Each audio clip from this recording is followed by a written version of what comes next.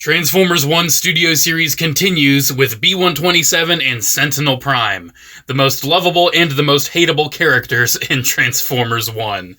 Both of these toys are really, really great. I am personally very impressed with the Sentinel Prime. I only have one little complaint about the Sentinel.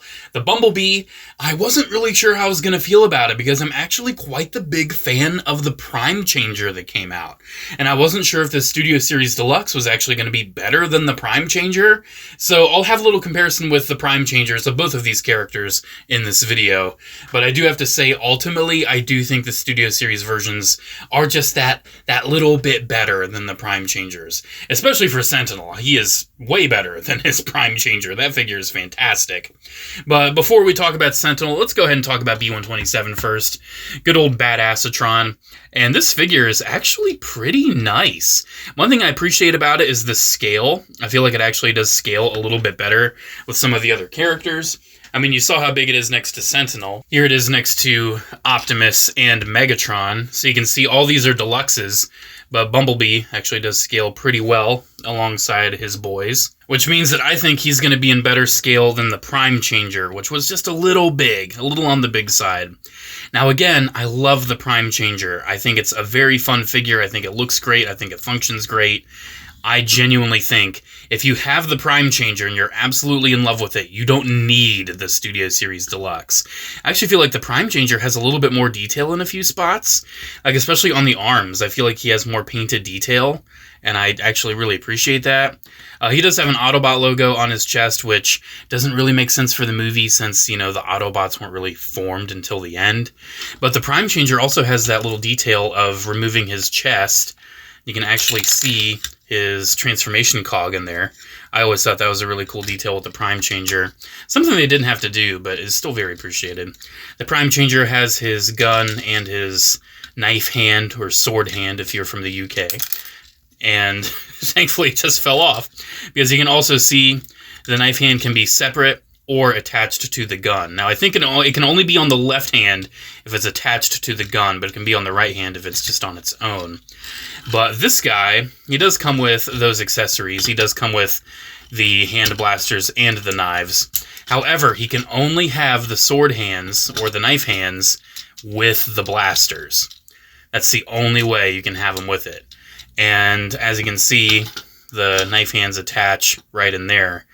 And there's no way to just have him with the fists with the sword hands. So, yeah, it's kind of disappointing because it's not really accurate. He didn't have the guns and the knife hands. It was just, you know, one or the other. But it still does look pretty good. It does look pretty nice. I do appreciate how he has two this time around instead of just one. So you can kind of pick and choose. I'll probably just display him with him on his back, just in storage. And I do appreciate it does have a nice storage spot. You can see there's these tabs on the back. That's actually where they came from. You can just tab them back here, have them stored away. He does also come with a Death Tracker rifle, which is actually really nice. I don't remember Bumblebee using the Death Tracker rifle, but he might have. Can't say I look at details like what characters carry what weapons. I definitely know Orion and Alita have the Death Tracker rifle. But I don't know. I just don't remember B with it. I just don't remember B. So I'll probably just end up giving this to Optimus, since I know he used it. So, how does it look with Optimus? Yeah, that looks pretty good. That definitely does look pretty good. Not bad. Not bad at all. Definitely digging that. But as you saw, that also does have a pretty decent storage spot right back there. So, I actually appreciate when a figure can have all of its weapons in storage in the robot mode. The vehicle mode I'm typically not as worried about. But yeah, it's a pretty nice B. I'm definitely a fan of it. Going over articulation, I have already compared, I've already done the articulation, like a whole review of the Prime Changer. His articulation is pretty nice, as you can see. And I feel like this one is also pretty nice. He's got a ball joint at the head. He has ball joints at the shoulders, a swivel and hinge at the elbow. Nothing at the wrist, really, mostly for transformation. He does have a waist swivel, but do keep in mind the Death Tracker rifle is going to get in the way if you have it in storage. The hips can move forward. They can move out. Thigh swivel, pretty nice knee bend. And then his ankles actually are pretty decent because they can move down quite a bit. And he's got a lot of tilt, which is something that the Prime Changer does not have. The Prime Changer does not have any ankle tilt whatsoever. So personally, like comparing the bot modes and everything and their functionalities and what they do and how they look, I'm surprised to say this because I wasn't expecting to prefer the Studio Series, but I actually do think I prefer the Studio Series. I still love the Prime Changer, don't get me wrong. I still adore it. But I like the color, too, on this one more. It has more of that gold look the Bee had in the movie compared to the more yellow look of the Prime Changer. I like the scale more. And I think I like the alt mode a little bit more on this one as well. So let's go ahead and get this guy transformed and see what his alt mode's looking like. Alright, so going ahead and getting him transformed, obviously we got to get all the weapons off. Getting those off, I think the next thing we do is flipping in the hands. The hands do a little flip-me-do, and then they just close back up. It is a pretty nice transformation. It's actually pretty simple as well. I just transformed the Prime Changer off camera, and that one is a pretty involved transformation considering, you know, the fact that it's a Prime Changer. It just goes to show how that Prime Changer B is just kind of on its own level in comparison to the other Prime Changers. I think it's definitely the best out of all of them. But this Studio Series B is also very, very nice. I appreciate what it does. I do like how the chest is actually the front of the car. That's the case with both of them. But it's always just nice to see like an authentic element of the of the car, of the vehicle integrated into the robot. I'm not one of those fans that like stresses significantly over a fake part. I know some fans are very frustrated when like a character uses a fake chest or something that they feel like could have been an authentic part of the vehicle. But it's not a deal breaker for me. I don't think it ever has been. It's just something where I would prefer if it was an authentic part. I would prefer it, but it's not something that I am necessarily stressing about. Oh yeah, I always forget how that hinges. Always forget that. I say I always forget. This is literally just the second time I've transformed this guy. I am no expert in this toy quite yet. I feel like there's not a lot of Transformers where I'm an expert in the transformation. Like, it has to be a toy that I absolutely adore and I've transformed a million times. Like, the Siege Sideswipe mold, I would say I'm an expert in that. ROTF Prime, I would say I'm an expert with that. I actually plan on doing a video on that mold soon, just to kind of hopefully explain to people how it's not too difficult to transform it. But hey, speaking of not difficult to transform, here is B-127 in his car mode. And it's looking pretty good. It's looking pretty good, I do have to say. But we do have the Prime Changer that also looks pretty good. I do have to say I enjoy the gunmetal paint on the Studio Series one a little bit more than the black. The sides, I feel like these side parts are a little less filled in on the Studio Series than they are on the Prime Changer. But I don't know. I feel like the detail and everything is just a little bit better on the Studio Series. Just a little bit.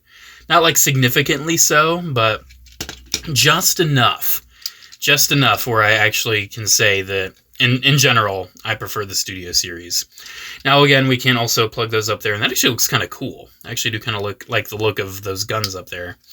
And then this weapon, we can just tab into the side, you know, and just have the Death Tracker rifle on the side, I guess. Again, I don't really like weapon storage in a vehicle mode, especially like that, where it literally just tabs in on the top, because to me, it's not that important. For whatever reason, do I just not have like this fully latched? He's not squishing in all the way. You can see he's got a little bit of, there we go. Did I get it? Okay, I got it. I think so. I got it good enough. How about that? Yeah, you can see without the weapons, I do like the consistency of the patterning. I actually really like the weird like spikes sticking off the end of TF1 Bumblebee's vehicle. You can see looking at the bottoms, the transformations are pretty different. That's more accurate to the Bumblebee movie with just his face hanging off the bottom. But I really like how the arms go in on the Prime Changer. I really enjoy that. Overall, I think both of these toys are very, very valid iterations of Transformers 1 Bumblebee. I think both of them are. I really do enjoy both. If you already have the Prime Changer, you don't need the Studio Series. Like, this is a perfectly viable, awesome TF1 Bumblebee. But the Studio Series, I would say, is just that little bit better. Not significantly so, where it makes this toy completely obsolete. But I would say if I only had one, if I only kept one, it would be the Studio Series. But again, I like them both. Let me know what you think. Which one do you prefer out of these two? Alright, with B out of the way, next up, we have Sentinel Prime. Or Sentinel Prime, as Dumb Jake likes to pronounce it. Why do you say it like that, bro? It's not Sentinel. There's no E at that. Well, anyways, here is the figure. He's looking very, very nice. I love all of the deco, all of the patterning. They actually added the brighter blue onto his legs. I love the gold on the knees. The arms are just very nice. Overall, he's just very nicely detailed. He doesn't have all of the accurate details. Like, I do think he is missing a little bit of deco, like on his arms. His wings are not the right shape. His cape wings, they are definitely more like focused on the vehicle mode. It's not perfect, but it's definitely pretty spot on, especially considering how this figure has 2 robot modes. This figure actually does integrate the Megatronus Prime transformation cog super mode, and I love that for it. Now, one thing, I will probably display this guy in that Megatronus Prime super mode because I can just have the normal Prime Changer be my normal little Sentinel Prime. And you can see, looking at both of these guys together, there is quite the difference. One is a deluxe size, a smaller deluxe size at that, and the other is a Voyager class. This Sentinel is a Voyager, and I have to say, it is very worthy of the Voyager price point. Like, everything it does, the size, the heft, it is definitely a worthy Voyager. It's not the biggest Voyager in the world, but it's a very good Voyager release, and I'm very happy they went Voyager on Sentinel, because otherwise we would not have been able to give Sentinel the secondary robot mode in this toy. Looking at these, though, I'm very surprised at how much, like, gold they added to this iteration. Like, on the on the arms, on the thighs, like, they put a lot of gold on him, where I feel like there really doesn't need to be. Interestingly, he does have some of the weapons from the super mode. Like, not all of them, he just has some of them. Like, you can give him the shoulder guns. I already have done a whole review on this Sentinel, but you can give him the shoulder guns, and you can give him the shield. So you can at least do that. But typically, when he was in this configuration, the only weapons he had were the Dark of the Moon style blades. In the big reveal, oh, I love Transformers 1. No! Anyways, I love Transformers 1. It is such a fun movie. It's one of those movies, man, where, like, when you're a fan of something, have you ever been a fan of something and you're like, man, I wish they would make a movie and I wish they would make it like this?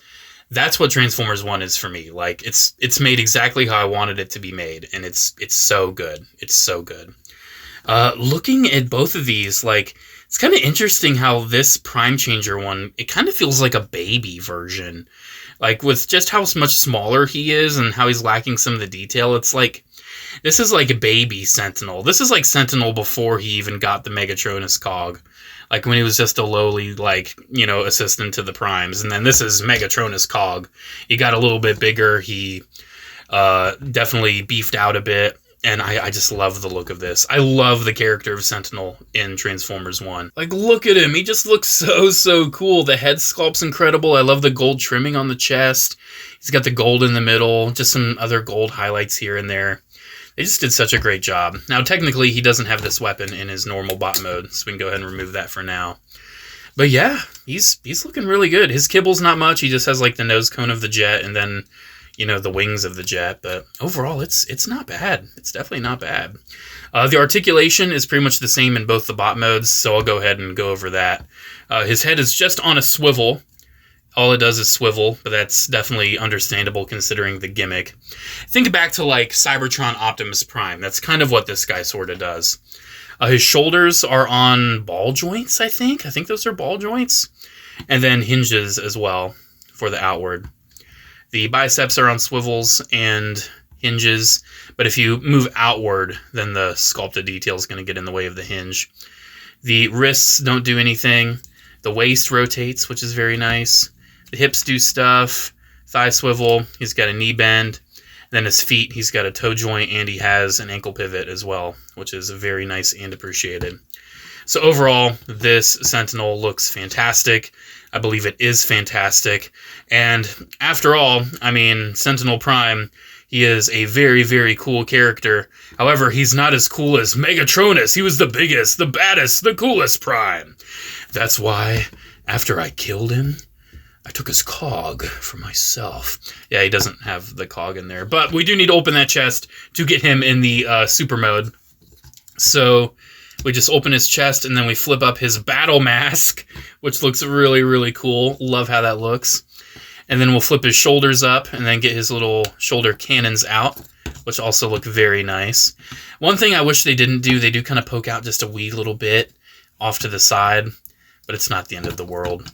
His shoulder armor is going to angle up just a little bit. So I'm going to go ahead and get that angled up.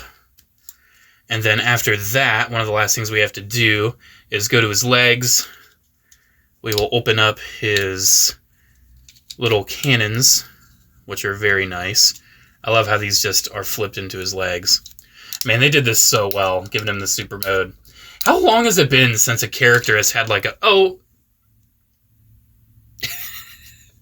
Do not ask me why I literally just froze. All it did was just pop out. It didn't break. How long has it been since a character has had like a super mode? You know, how long? I feel like it's been a while. And we can flip out these thrusters as well, which is very nice. And then I guess in the final scene, you know, you would want to try to take off his wings, which I don't think you can take off without like pushing a pin. I don't think his wings are really meant to be removed. But you can have him with his thruster feet when Megatron is about to kill him. And then last step, we will give him this gun shield. Unfortunately, you can't have just the guns on the arm. You have to have the shield attached as well. But his arms, both of them can do this, but to be movie accurate, I'll just do it on this one. You just slide it forward, and you have the cannon arm. And yep, there we go. I guess we can flare out the wing a little bit too. Make that look a little bit more hefty. Here is Sentinel Prime in his murder mode. This is how he's looking when he's shooting off 1,000,000 missiles, and he is just not hiding the fact that he's a villain. This is very, very cool, and this is definitely how I'm going to display this guy. Now, I'm pretty sure he can still stand. Like, you just have to kind of finesse the thrusters and the toes right. You can still get him to stand in this mode, but obviously his footprint is going to be a lot smaller now. But you can still have him stand. So I'll probably display him like this. And conveniently, I actually still have this guy on my desk because I haven't found a spot to put him yet. I do have the Blockies Sentinel in his super mode off to the side, so we can kind of compare, see how they're looking. And yeah, that's pretty faithful. I definitely enjoy how that looks. You can see they have the cannons on the legs, the shield, and the guns. One thing that I really wish the Studio Series came with, that the Blockies comes with, is the sword. He didn't use the sword when he was in super mode, but I just had to display him with it. I don't think there's a way to get this in the Studio Series hands, since it is one single piece. It doesn't like come in half or anything. There's no way to get that in the hands of the Studio Series, unfortunately.